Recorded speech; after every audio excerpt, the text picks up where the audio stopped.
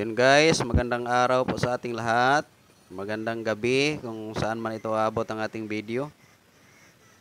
So, binibidyohan ko lang guys yung aming mga alagang kambing. Kasi nakabakasyon ako dito sa probinsya namin, sa Leyte. So ayan guys, binigyan ko sila ng dahon ng kakao. Yun guys, oh may nakawala pang isa eh. Gusto na atang magpapastol yung isang bisiro. At doon naman guys, sa dryer ng niyog namin, mayroon pang 4 na kambing doon.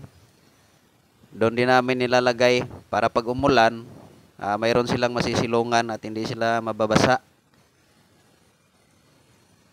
So maya maya guys, ipapastol din namin yan.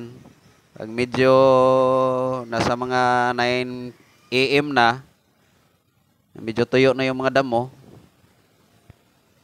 Sa ngayon, dyan lang muna sila habang kumakain ng sinasabit namin na dahon ng kakao.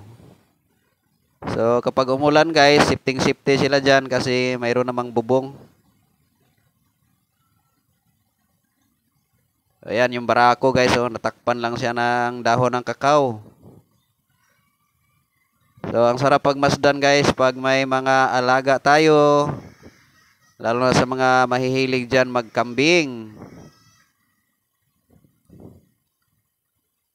So yun lang guys, sinishare ko lang yung aming mga alaga. God bless, bye bye.